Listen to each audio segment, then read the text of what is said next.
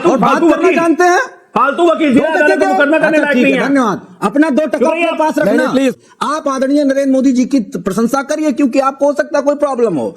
विपक्ष बिल्कुल स्पष्ट है, नौजवान सड़क पे कोई सुसाइड कर रहा है और अपनी डिग्रियां जला के कह रहा है कि मैं मरना पसंद करूंगा। शर्म नहीं आई? तो बादशाह जो देश बेच के अंगूर का गुच्छा लेके बैठा खा रहा है, उससे पूछो 150 लाख करोड़ रुपए क्या हुए। गजब फकीर का बेटा था और गजब फकीरियत रखने वाला देश का प्रधानमंत्री है जो 150 लाख करोड़ रुपए खा गया। और खासकर मेरे सामने तो बिल्कुल नहीं। मैं विषय से विषयांतर होने में 2 मिनट नहीं लगाता, और आप ही के मुद्दे पे मैं आके आपको मारूंगा, इतना याद रखिएगा। योगी और मोदी दोनों को नाम लेके सुनाऊंगा। भाई लोगों, कैसे हैं आप लोग? जय श्री राम। आपका स्वागत है हमारे चैनल में। तो जैसा कि आप जानते हैं 24 में इलेक्शन आ रहे हैं, जिसमें लगता तो यही है कि बीजेपी 370 प्लस और 400, 370 और 400 के बीच में सीटें ले जाएगी। लेकिन फिर भी जो दूसरे दल हैं वो अपनी पूरे पिछवाड़े अगाड़े का दम लगा के बैठे हुए हैं। और ये तो एक हमारे मनोज यादव जी हैं, जो नेता हैं, एसपी के और प्रवक्ता भी हैं। ये पता नहीं हीरा कहाँ छुपा के रखा हुआ था समाजवादी पार्टी ने।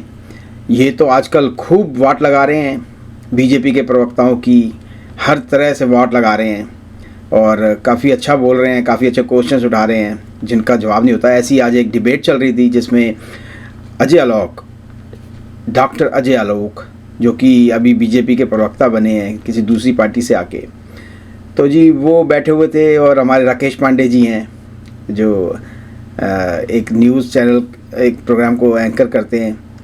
तो जी हमारे मनोज यादव जी ने दोनों की वाट लगाई है आज अच्छी तरह। आइए चलिए देखते हैं वीडियो को और फिर बात करते हैं। अजय आलोक जी, मैं आपसे शुरू कर रहा हूं और सवाल है अखिलेश यादव के सोशल मीडिया पर पोस्ट को लेकर। कह रहे हैं ये तो 80 सीट है, 800 की सीट होती तो वो भी हरा देते। आप बताइए, अभी आप लोग 370, 72, 400 का नारा दे रहे हैं या 800 सीट जीतने की बात हो रही है?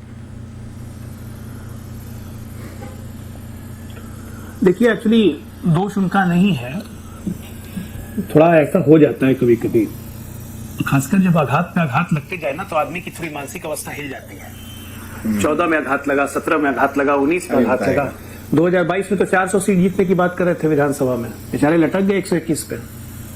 तो ये सब 80 सीट को 800 सीट बना के यही मुगालते में जी रहे हैं।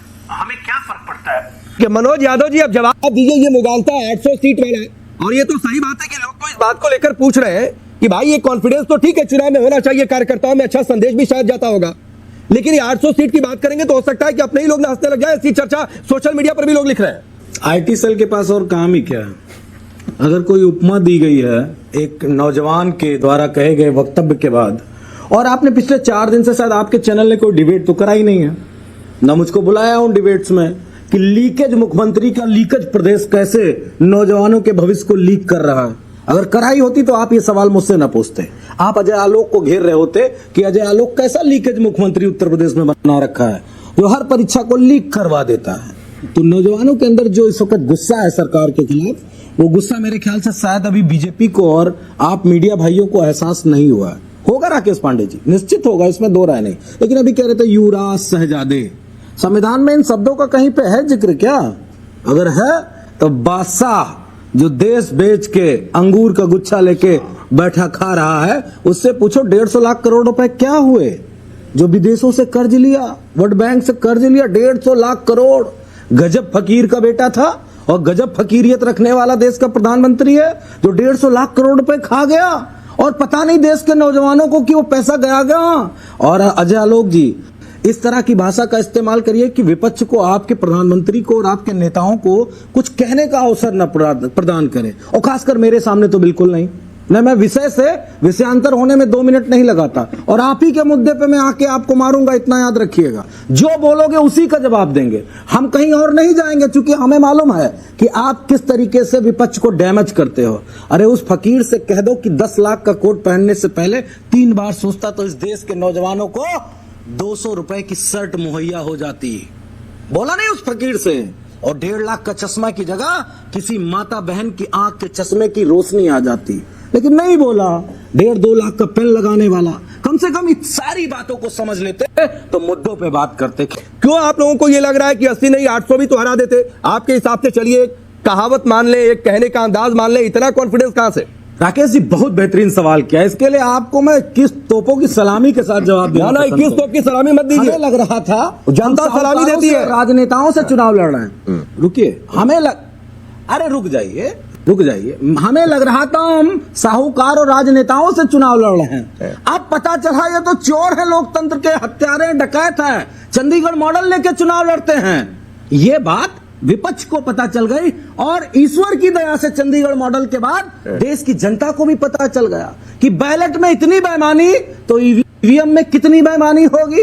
एक एक वोट का हिसाब अब के लिया जाएगा। देखिए, सबसे पहली बात, बदतमीजी और समाजवादी पार्टी दोनों पर्यायवाची बन चुके हैं। ये कहेंगे तुम्हें मारूंगा, तुम्हें आके मारूंगा। अरे तो उत्तर प्रदेश को तो इतने साल मार दिया भाई, अभी और मारने की इच्छा बची है। जनता ने इतने बजा के मारा है 4-4 बार, उसके बाद भी रस्सी है कि बल नहीं गया, जल गई लेकिन बल नहीं गया। जनता से इतनी बार थपेड़े खा के भी आप नहीं सुधरे हैं और अपना आचरण को आप बदलने में बिल्कुल करीब नहीं बदले, क्योंकि आपका चरित्र ही वैसा है। तो आपसे उम्मीद क्या करनी है? आपका चरित्र ही ऐसा कि आपसे कोई उम्मीद नहीं की जा सकती है ना। ईवीएम का रोना, कभी बैलेट का रोना, कभी कुछ का रोना। अरे चुनाव में जीत नहीं सकते हो तो रोना बंद करो भाई। अच्छा है ना, 2 लड़कों ने जोड़ी बनाई थी 17 में, क्या हुआ था 17 की जोड़ी का? हाथ टूट गया, साइकिल माननीय पंचर हो गई, सुप्रीम कोर्ट ने घूमते रह गए आपको साथ जीत में। का आईना दिखा दिया ना बड़ा झोला चंडीगढ़ बनाया मॉडल 5 पे। और 1 6 लेके यहाँ से साइकिल निकल पंचर रहे। हो गई। सुप्रीम कोर्ट क्या, आपको तो इलाहाबाद हाई कोर्ट ने बोला था तुम्हारे कि आतंकवादियों कमल को के छोड़ते फूल हो। की पत्तियों आप को कौन सी ऐसा मुंह हवा दिखाने में गए? उड़ाएंगे प्रजापति की पार्टी, कि ना आजम खान की कमल पार्टी रह हमें मुंह जाएगा ना दिखाएगी। उसकी पत्तियां हाँ? रह जाएंगी। वही चरित्र है समझ आपका, गए ना? वही चरित्र बदलता अरे नहीं है। rapist of- चरित्र डीएनए वही है आपका, नहीं बदलेगा। place of rapist गाली, is then बदतमीजी, BJP, गुंडागर्दी, पता है? बलात्कारी, बलात्कारियों का बलात्कारी अड्डा है सारे भाजपा। भरे हुए हैं। एक से एक बलात्कारियों का अड्डा है भाजपा। अरे आ उत्तर जाओ लोग, प्रदेश कहाँ आपको फंस पता है, गए? गलती से एक बार बेहतरीन मुख्य विपक्षी राजनीतिक दल का दल में दर्जा थे। भी नहीं मिलने जा रहा है। कोई रेपिस्ट समझ गए? नहीं था आपके दल ज्यादा में। हवा मत उड़िए और बलात्कारियों ज्यादा के हवा दल मत में उड़िए। आ गए। अखिलेश को बोलिए अपनी सीट जहाँ बचाने। बेटियों के साथ मैनपुरी बचा रेप लेंगे करने वाले भाभी जी लोग के हैं। लिए। मैनपुरी भी हारोगे, ओए तमीज यही से हालत बात रहा ना, कर। मैनपुरी मैं भी फिर अभी हारोगे। योगी और मोदी दोनों को नाम लेके सुनाऊंगा। हाँ, अखिलेश यादव जी बोला करो, अगर तमीज नहीं है तो टिकट हाँ, पे मत सुनाओ आया जरा, करो। वहाँ पे अदालतें भी तमीज नहीं है हैं। क्या? अदालतें भी है, किसी राष्ट्र के अध्यक्ष से किस तरह बात की जाती है? करिए मानहानि गंवा करिए रहे हो तो क्या? सही। पढ़े लिखे नहीं हो क्या? बेतुकी पढ़ आप लिख कर के रहे हैं, बैठा बदतमीज करो। आप हैं। अरे बिहारियों का क्यों? तमीज एक पैसे की नहीं है, बात समझे ना, करते हो। 2 टके के आदमी है पढ़े लिखे होते हैं। फालतू और बात फालतू करना वकील, जानते हैं। फालतू वकील, जिला दो टके अदालत में के- मुकदमा करने अच्छा, लायक ठीक नहीं है, है। धन्यवाद। अपना 2 टका भाई अपने आप- पास नहीं, रखना। प्लीज। तंत्र में जनता के मुद्दों के बीच में जाके बात की जाती है। आप आदरणीय नरेंद्र मोदी जी की प्रशंसा करिए, क्योंकि आपको हो सकता है कोई प्रॉब्लम हो। विपक्ष बिल्कुल स्पष्ट है। नौजवान सड़क पे कोई सुसाइड कर रहा है और अपनी डिग्रियां जला के कह रहा है कि मैं मरना पसंद करूंगा। शर्म नहीं आई? हाँ तो जी, वीडियो तो हो गया यहाँ पे ख़त्म। उम्मीद करता हूँ आपको पसंद भी आया होगा। तो कैसा लगा आपको ये समाजवादी पार्टी का हीरा? पता नहीं कहाँ पे छुपा के रखा हुआ था। क्या क्या यार, काम डाउन रह के कितना मतलब बातों में बात बोल जाते हैं मनोज यादव जी, और धमका भी देते हैं और सब कुछ कर देते हैं, और बीजेपी के प्रवक्ताओं की वाट लगा रहे हैं आजकल। ये तो पक्की बात है, मैंने पीछे भी 1-2 वीडियो इनके देखे और डाले हैं। बीजेपी के प्रवक्ताओं की गोदी मीडिया की वाट लगा रहे हैं ये, और क्वेश्चन पूछ रहे हैं। यही काम इन्होंने अगर आज से 2 साल पहले शुरू किया होता, 1.5 साल पहले, तो कुछ फ़ायदा मिलता। अभी तो कोई फ़ायदा है नहीं। 370 प्लस सीटें आ रही हैं उनको, तो वो तो आएंगे मोदी जी, उसमें तो कुछ दो राय है नहीं। तो अब इसका कोई फ़ायदा नहीं यादव जी। अब तो ये 2029 के लिए आप तैयारी की रहे हैं, अगर कुछ हो जाए तो। इस बीच में अगर 1-2 मंदिर और बन गए तो फिर 29 की भी तैयारी आप भूल जाएं। तो जी, उम्मीद करता हूँ वीडियो पसंद आया होगा। प्लीज़ चैनल को सब्सक्राइब करें, वीडियो को लाइक करें, शेयर करें। मैं आपको मिलूंगा अगले वीडियो में। तब तक के लिए जय श्री राम, हर हर महादेव, जय हिंद।